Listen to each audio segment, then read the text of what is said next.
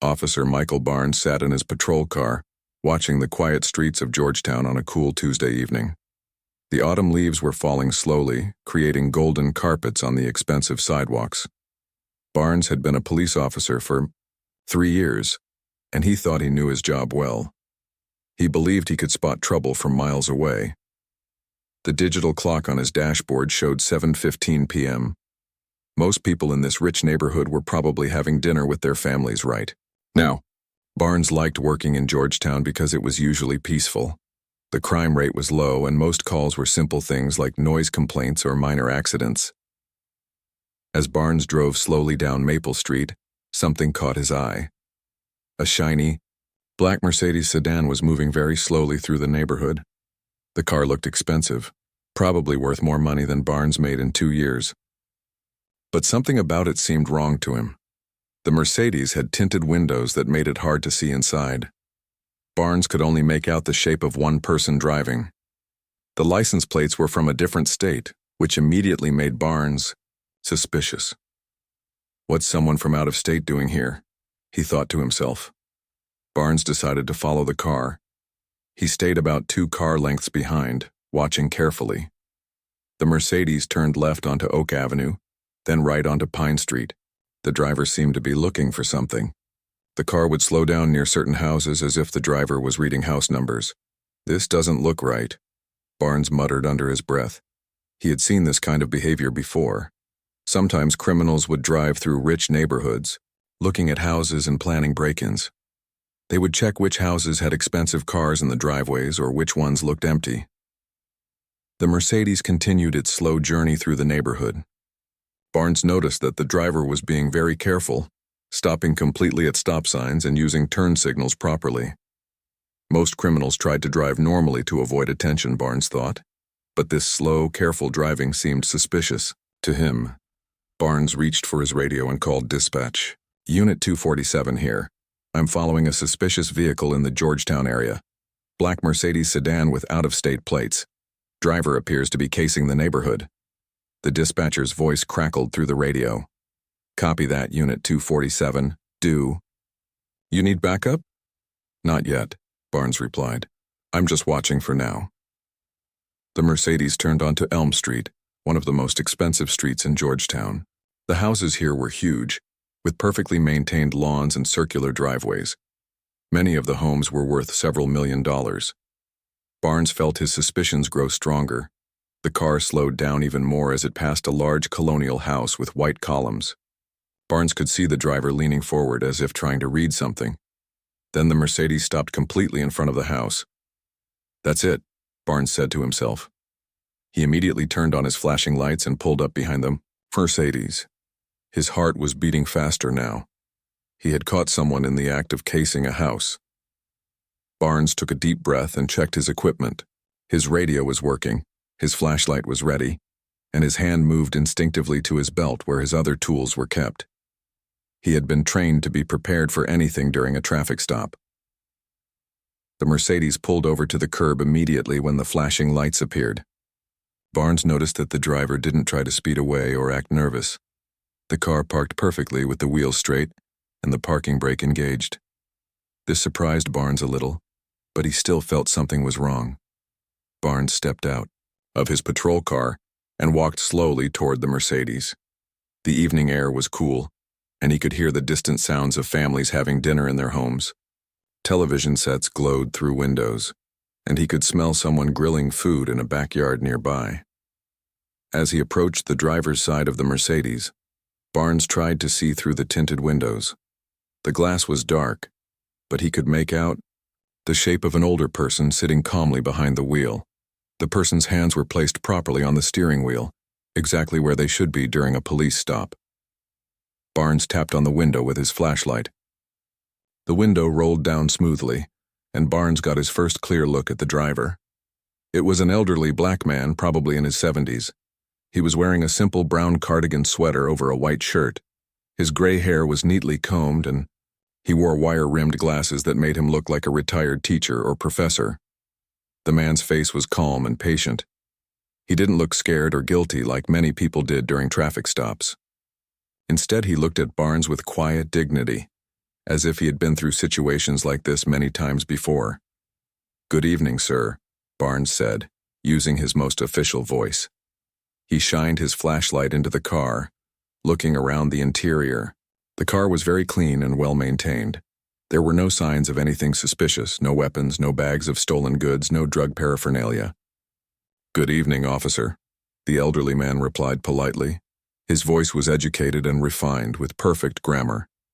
He spoke like someone who had spent his life in professional settings. Barnes felt a little confused. This man didn't fit his mental picture of a criminal. But Barnes had learned in training that criminals came in all shapes and sizes. Sometimes the most dangerous ones were the ones who looked harmless. "I've been watching you drive through this neighborhood for the past 10 minutes, Barnes continued. "You've been driving very slowly and stopping to look at houses. I need to see your driver's license and registration." The elderly man nodded calmly. "Of course, officer," he said. He reached slowly into his jacket pocket, moving deliberately so that Barnes could see exactly what he was doing. This was clearly someone who understood how to behave during a police stop. Barnes watched every movement carefully. The man pulled out an expensive-looking leather wallet and removed his driver's license. Then he reached into the glove compartment and took out the car's registration papers. He handed both documents to Barnes without any protest or argument. Barnes took the documents and shined his flashlight on them. The driver's license showed the name Robert Washington, age 74, from Washington, D.C. The address was in an expensive area of the capital city. The registration showed that the Mercedes was properly registered and insured. "Mr. Washington," Barnes said, reading from the license, "what brings you to Georgetown tonight? This neighborhood is pretty far from your home address." The elderly man looked at Barnes with patient eyes. "I'm visiting friends, officer.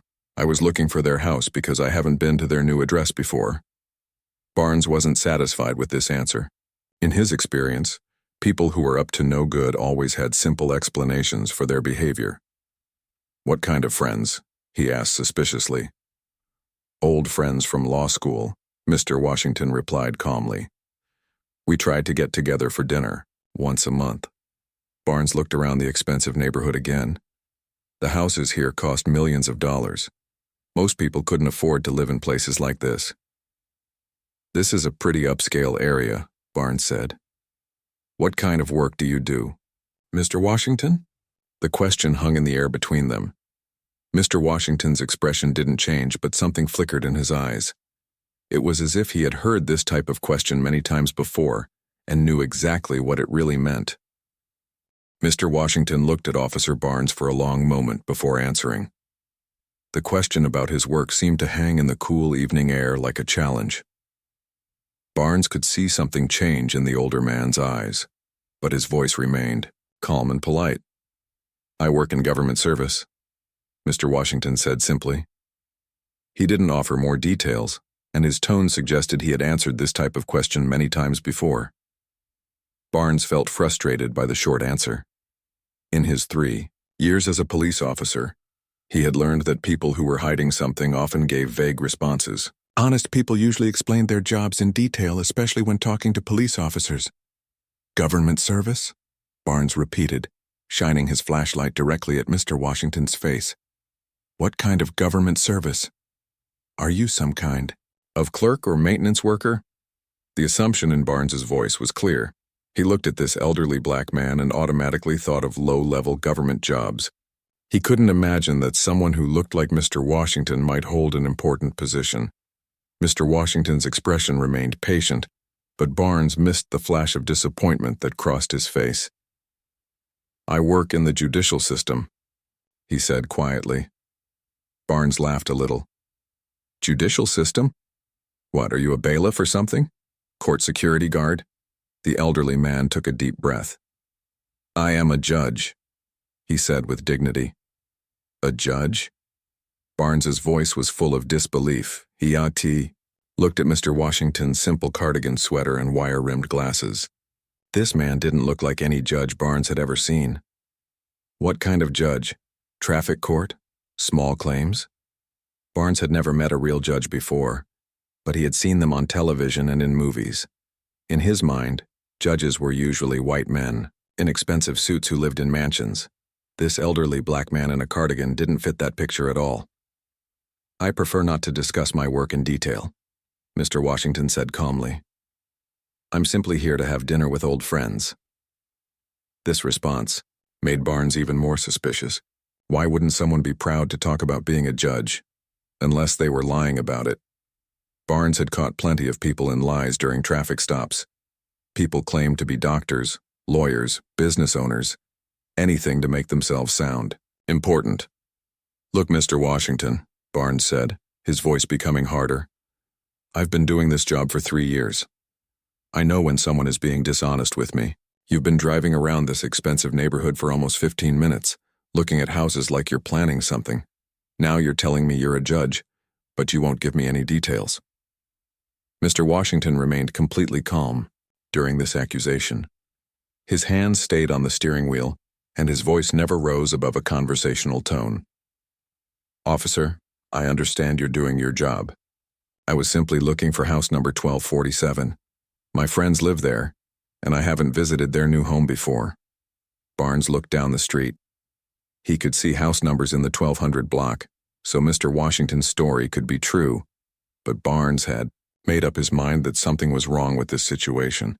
His training had taught him to trust his instincts, and his instincts told him this man was lying. "If you're really a judge," Barnes said suspiciously, "then you should have some kind of identification that proves it. Judges carry special cards or badges, don't they?" Mr. Washington reached slowly into his wallet again. Barnes watched carefully as the older man pulled out several cards. There was a credit card, a library card, and what looked like some kind of official identification with a government seal on it. Barnes took the card and examined it under his flashlight. It was some kind of government ID, but the letters were small and hard to read in the dark. The photo matched Mr. Washington's face, and there were official-looking seals and signatures on it. But Barnes had never seen this type of identification before. "This could be fake," Barnes said suspiciously. "Anyone can make fake IDs these days. Do you have anything else that proves who you are?" Mr. Washington's patience was remarkable. Instead of getting angry or demanding to know why he was being questioned so extensively, he simply reached into his jacket pocket and pulled out his cell phone. "Would you like me to call someone who can verify my identity?" he asked politely. Barnes thought about this offer. If Mr. Washington was really planning to commit a crime, he probably wouldn't offer to call someone. But criminals were getting smarter these days. Maybe he had accomplices who would lie for him. "Who would you call?" Barnes asked suspiciously. "I could call my friends the Thompsons who are expecting me for dinner. Or I could call my office if you prefer." Barnes had heard of people using fake phone calls to trick police officers. They would call their friends and ask them to pretend to be doctors or lawyers or other professionals. It was an old con game. "I don't think so," Barnes said. "Anyone can arrange for someone to lie over the phone." By now, several neighbors had noticed the police car with flashing lights parked on their quiet street. Mrs. Henderson from across the street was peeking through her curtains. Mr. Martinez from 2 houses down had stepped onto his front porch to see what was happening. A few other residents were looking out of their windows with curiosity and concern. Barnes noticed the attention they were attracting. He felt pressure to either arrest Mr. Washington or let him go, but he couldn't shake the feeling that something was wrong with this situation. The man's calm behavior actually made Barnes more suspicious, not less. "Sir, I'm going to need you to step out of the vehicle," Barnes said, his voice taking on an official tone. Mr. Washington looked surprised for the first time during the encounter. "May I ask why, officer?" "I have reasonable suspicion that you may be involved in criminal activity," Barnes replied, using the legal language he had learned in training. "I need to conduct a more thorough investigation." "On what grounds?"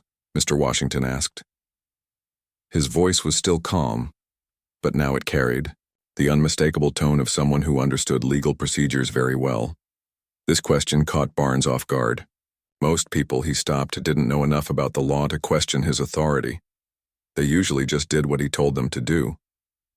The fact that Mr. Washington was asking about legal grounds made Barnes think he might be dealing with someone who had been arrested before. You were driving suspiciously through this neighborhood, Barnes explained. You've given vague answers about your identity and purpose, and you're from out of state with no clear reason to be here. Mr. Washington remained, seated in his car. Officer, I believe you need probable cause to search my vehicle or to detain me further. Looking for a friend's house and being from out of state are not criminal activities. Barnes felt his face getting red.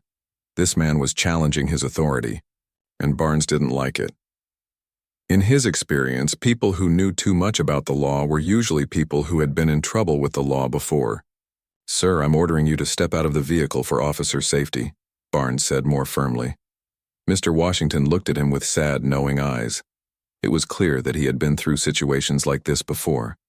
Without arguing further, he slowly unbuckled his seatbelt and prepared to step out of his car. As Mr. Washington opened his car door, Barnes called dispatch on his radio. Unit 247 requesting backup at Elm Street and Oak Avenue. I have a suspicious individual who may require further investigation. The dispatcher's voice crackled back. Copy that, Unit 247. Unit 312 is en route. Mr. Washington stood quietly beside his expensive car, his dignity intact despite the humiliating situation. He was a tall man, well-dressed despite his simple clothing, and he carried himself with the bearing of someone accustomed to respect.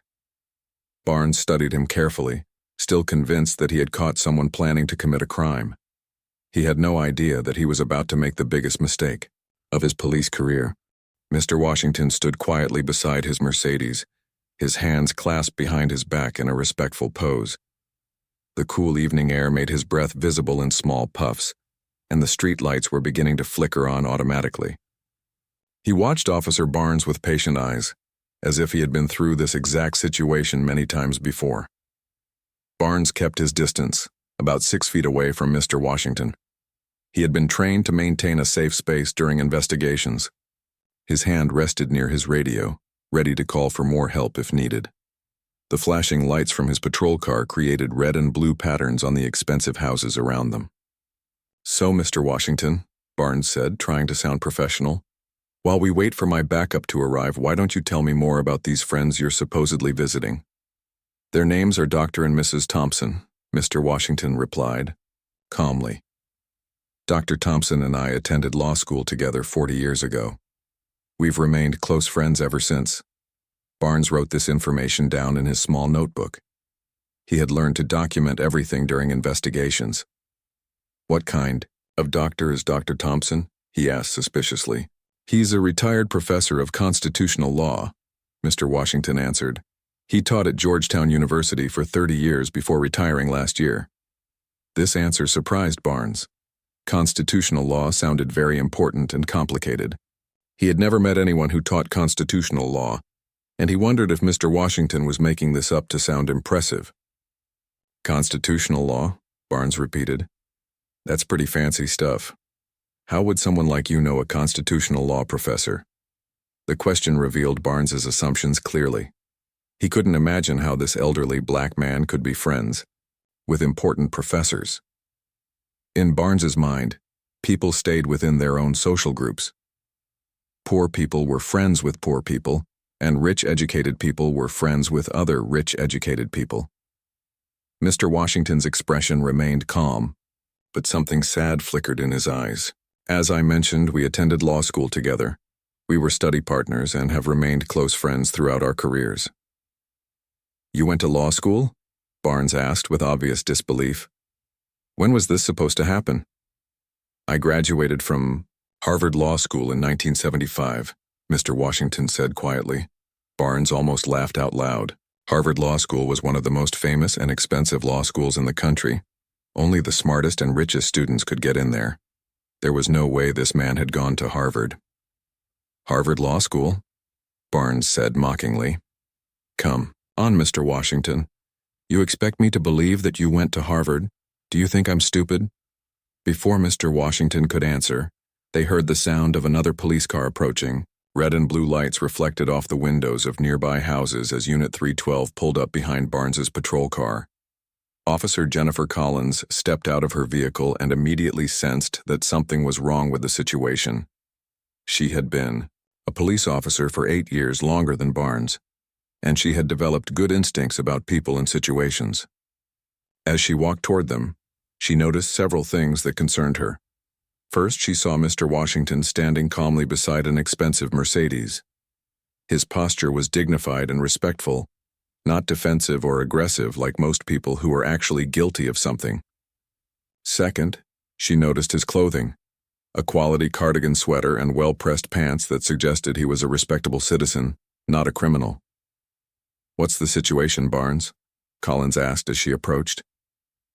Barnes was eager to explain his suspicions. "I caught this guy driving slowly through the neighborhood, looking at houses like he was casing them for break-ins. He claims he's a judge and went to Harvard Law School, but he can't prove any of it. I think he's planning to rob one of these houses."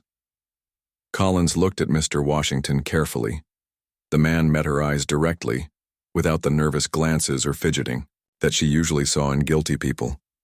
His expression was patient but tired, as if he had been through this type of situation before. "Good evening, sir," Collins said politely to Mr. Washington. "I'm Officer Collins. I understand there's been some confusion tonight." "Good evening, Officer Collins," Mr. Washington replied with a slight nod. "Yes, there seems to be some misunderstanding. I was simply looking for my friend's house when Officer Barnes stopped me." Collins noticed the way Mr. Washington spoke.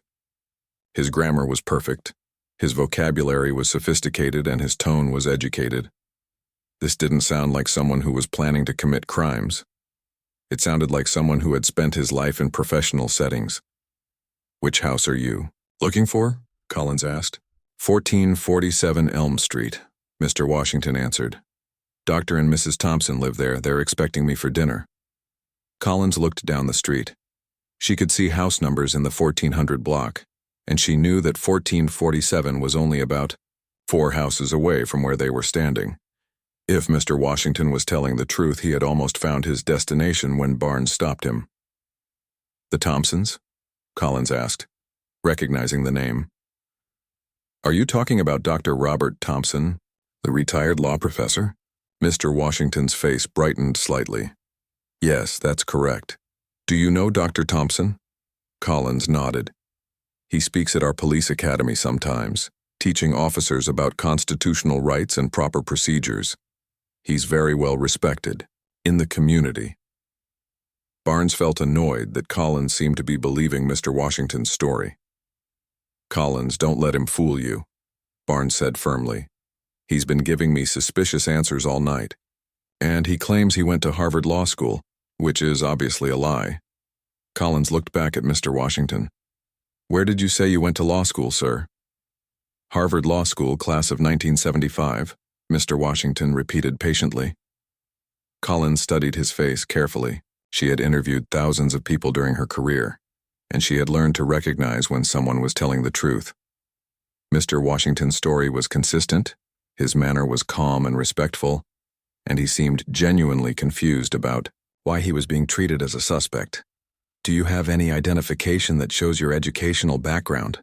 Collins asked politely. Mr. Washington reached into his wallet again and pulled out a small card. It was his Harvard Law School alumni card, showing his graduation year and membership in the Alumni Association. The card looked authentic, with proper seals and security features. Collins examined the card under her flashlight. It appeared to be genuine, and it matched Mr. Washington's name and the information he had given them. She was beginning to think that Barnes had made a serious mistake. "Barnes," Collins said quietly, "I think we need to reconsider this situation." But Barnes was convinced he was right. "Collins, anyone can get fake IDs these days. This whole story is too convenient. A Harvard lawyer who's friends with a constitutional law professor? Come on." While the two officers discussed the situation, Mr. Washington remained standing patiently beside his car. He occasionally glanced at his watch, clearly concerned about being late for dinner with his friends. More neighbors had come out to watch the unusual scene on their quiet street. Mrs. Patterson from the house next door approached cautiously. "Excuse me, officers," she said nervously. "Is everything all right? Should we be worried about our safety?" Barnes turned to her quickly. "Ma'am, we have the situation under control. We're investigating a suspicious individual who was casing houses in your neighborhood. Mrs. Patterson looked at Mr. Washington with concern. Casing houses? What does that mean? It means looking at houses to plan break-ins, Barnes explained. This man was driving slowly through your neighborhood, studying your homes. Mr. Washington spoke up politely. Ma'am, I was simply looking for house number 1447. I'm having dinner with Dr. and Mrs. Thompson tonight. Mrs. Patterson's expression changed immediately. Oh, you're Bob Thompson's dinner guest. Martha Thompson mentioned that an old friend from law school was coming to visit tonight. She was worried because you were late. Barnes felt frustrated as his case began falling apart. But he refused to admit he might be wrong. Mrs. Patterson's words hung in the evening air like a thunderclap. Barnes felt his confidence shake for the first time since the traffic stop began. He looked at the neighbor with suspicion, wondering if she might be part of some elaborate scheme to help Mr. Washington. Ma'am, are you sure about this? Barnes asked Mrs. Patterson. How do you know the Thompsons are expecting this particular man for dinner? Mrs. Patterson looked confused by the question. Well, Martha and I are good friends. We talk over the fence almost every day. She mentioned this morning that her husband's old law school friend was coming for dinner tonight. She was excited because they hadn't seen each other in several months. Collins listened to this exchange with growing concern. Everything was pointing to the fact that Mr. Washington was exactly who he claimed to be. But she could see that Barnes was still not convinced. What did Mrs. Thompson say about her husband's friend? Collins asked Mrs. Patterson gently. She said he was a very important man in Washington, D.C., Mrs. Patterson replied. Something about working for the government in a high position. Martha was nervous because she wanted everything to be perfect for dinner. Barnes jumped on this. Information. See? She said something about working for the government. That's vague. If he was really important, she would know exactly what his job was. Mr. Washington spoke up quietly. Mrs. Patterson, you can tell the officers that I work as a federal judge. Mrs. Thompson knows my position, but she's always been discreet about discussing people's careers with neighbors. Mrs. Patterson's eyes widened. Oh my goodness, you're a federal judge? Martha did mention that you work in the courts, but I didn't realize how important that was. Collins felt her stomach drop. A federal judge was a very high-ranking government official. If Barnes had been harassing a federal judge based on racial profiling, this could become a major scandal for their police department. Sir, Collins said, to Mr. Washington, can you provide any additional identification that shows your position as a federal judge?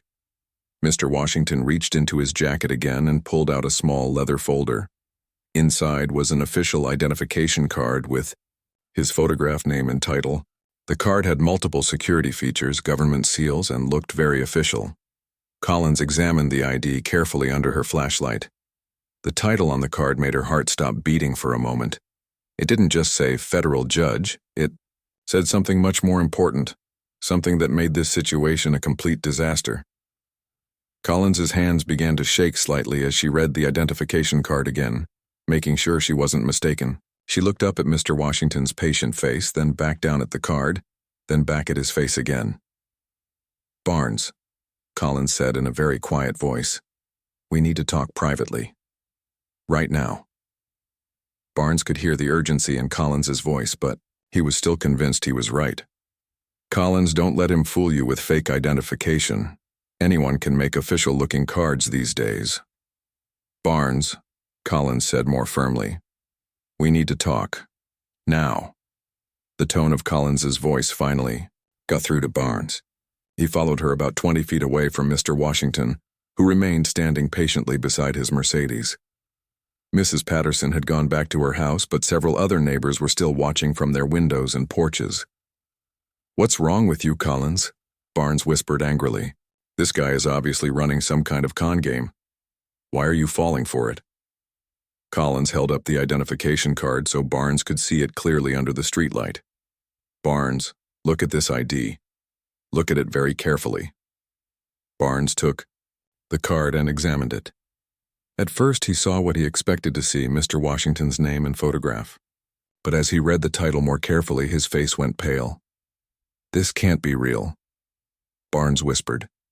It's real, Collins said grimly. Look at the security features. Look at the government seals. Look at the signatures. This is not a fake identification card. Barnes read the title on the card again. Associate Justice, Supreme Court of the United States. His hands began to tremble as the full meaning of what he had done began to sink in. Supreme Court, Barnes whispered. Like, the real Supreme Court? The one in Washington, D.C.? Yes, Barnes. The real Supreme Court. The highest court in the entire country. And you've been treating a Supreme Court justice like a common criminal for the past hour. Barnes felt like he might throw up. The Supreme Court was the most important court in America. Supreme Court justices were some of the most powerful and respected people in the government. They were appointed by the president and served for life. There were only 9 of them in the entire country. But he doesn't look like a Supreme Court justice, Barnes said weakly. What exactly is a Supreme Court justice supposed to look like? Collins asked sharply. Did you think they all wear their robes to dinner parties? Barnes realized how stupid his assumptions had been. He had stopped one of the most important judges in America and treated him like a criminal, all because of his own prejudices and biases. Meanwhile, Collins's radio crackled to life with a call from dispatch. Unit 312, we have a call from 1447 Elm Street. A Mrs. Thompson is reporting that her dinner guest is over an hour late and she's concerned there might have been an accident. The missing person is described as an elderly black male driving a black Mercedes with out-of-state plates. Collins and Barnes looked at each other with horror. Mrs. Thompson was worried about Justice Washington and had called the police for help finding him. The police department was being asked to search for the same man that Barnes had been detaining based on suspicion. Unit 312 to dispatch, Collins said into her radio. We have located Mrs. Thompson's dinner guest. No accident occurred. We'll have him to his destination shortly. Barnes walked back toward Justice Washington, his steps heavy with shame and regret. The justice was still standing calmly beside his car, but Barnes could see the weariness in his eyes. This man had been patient and dignified throughout an hour of humiliation and harassment. Justice Washington, Barnes said quietly, struggling to find the right words. I need to apologize. Justice Washington looked at Barnes with tired but kind eyes. Officer Barnes, I appreciate your apology, but I'm more concerned about what this incident teaches us than about my personal experience tonight. Collins joined them, still holding the justice's identification. Sir, I am deeply sorry for this entire situation. There was no justification for this stop and certainly no justification for the way you've been treated. Justice Washington nodded slowly. Officer Collins, I can see that you understand the gravity of this situation, but I want you both to know that I don't blame either of you personally. This is a systemic problem that goes far beyond one traffic stop. Barnes felt tears welling up in his eyes. He had destroyed his career and embarrassed his entire police department. More importantly, he had treated one of the most respected people in America with suspicion and disrespect, all because of his own biases. What happens now? Barnes asked quietly. Justice Washington looked at both officers thoughtfully. Now, you both have an opportunity to learn from this experience and become better police officers. And I have a dinner to attend with old friends, who are probably very worried about me. The justice's grace and wisdom in this moment of crisis showed exactly why he had been chosen to serve on the nation's highest court. The 3 people stood quietly on Elm Street for a moment, each processing what had just happened in their own way. The evening air felt heavier now, filled with the weight of realization and regret. Streetlights cast long shadows on the expensive houses, and the red and blue flashing lights from the patrol cars seemed too bright and harsh for such a quiet neighborhood. Justice Washington looked at his watch and sighed softly. I'm now over an hour late for dinner, he said gently. Dr. and Mrs. Thompson must be very worried about me. Barnes felt his chest tighten with guilt. This distinguished man had been patient and respectful throughout an hour of harassment and humiliation. Even now, when he could have been angry or demanding consequences, Justice Washington remained calm and dignified. Sir, Barnes said, his voice shaking with emotion, I don't know how to apologize for what I've done. I made assumptions about you based on Based on what I look like, Justice Washington finished quietly. Officer Barnes, you're not the first police officer to stop me for no good reason, and unfortunately, you probably won't be the last. These words hit Barnes like a physical blow. The idea that a Supreme Court justice had been treated this way multiple times was almost impossible to believe. How could such an important and respected person face this kind of discrimination? Collins shook her head in disbelief. Sir, this should never happen to anyone, but especially not to someone in your position. This is completely unacceptable. Justice Washington smiled sadly. Officer Collins, my position doesn't make me more deserving of fair treatment than any other citizen. Every person deserves to be treated with dignity and respect, regardless of their job title or social status. As they talked, more neighbors had gathered to watch the unusual scene. Mrs. Henderson had come out of her house, and Mr. Martinez was standing on his front lawn. Several other residents were peeking through their windows, curious about why police cars had been parked on their street for so long. Mrs. Patterson returned from her house, walking quickly toward the group. Officers, I just called Martha Thompson to let her know her dinner guest is safe. She was so relieved. She said she was about to drive around the neighborhood looking for him herself. Justice Washington chuckled softly. That sounds exactly like Martha. She's always been a worrier. She asked me to tell you that dinner is still warm and Dr. Thompson is very eager to see you, Mrs. Patterson continued. She also said to tell the officers that you're welcome to join them if you'd like. Barnes felt overwhelmed by this generous offer. After everything that had happened, Justice Washington and his friends were inviting the police officers to dinner. It showed a level of grace and forgiveness that Barnes had never experienced before. That's very kind, Collins said, but I think we've caused enough disruption for one evening. Justice Washington studied both officers carefully. Actually, I think it might be beneficial for all of us if you could join us for a few minutes. Dr. Thompson has spent his career teaching about constitutional rights and police procedures. This could be a learning opportunity. Barnes wasn't sure he could face meeting more people who would know about his mistakes. But he also realized that Justice Washington was offering him a chance to understand what had gone wrong and how to do better in the future. Sir, I don't deserve your kindness, Barnes said quietly. Officer Barnes, Justice Washington replied, this isn't about what you deserve. This is about what you can learn from this experience and how you can become a better police officer. Collins made the decision for both of them. We would be honored to meet Dr. Thompson if you're sure we wouldn't be intruding. Justice Washington nodded and walked back to his Mercedes. Follow me, it's just 4 houses down. As they prepared to leave, Barnes realized he needed to call his supervisor to report what had happened. He couldn't hide this incident, especially now that he knew who Mr. Washington really was. Collins, Barnes said quietly, I have to call Sergeant Murphy and tell him about this. Collins nodded grimly. Yes, you do. And Barnes, you need to be completely honest about everything that happened. Barnes took out his radio with shaking hands. Unit 247 to headquarters. I need to speak with Sergeant Murphy immediately. It's urgent. The dispatcher's voice came back quickly. Copy that, Unit 247. Sergeant Murphy is available. Within moments, Sergeant Murphy's familiar voice came through the radio. Barnes, what's going on out there? You've been at that location for over an hour. Barnes took a deep breath. Sarge, I've made a serious mistake. I stopped someone for suspicious behavior, but it turned out to be Supreme Court Justice Robert Washington. There was complete silence on the radio for several seconds. Then Sergeant Murphy's voice came back, much more serious than before. Barnes, did you just say you stopped a Supreme Court justice? Yes, sir. I thought he was casing houses for break-ins, but he was just looking for a friend's house for dinner.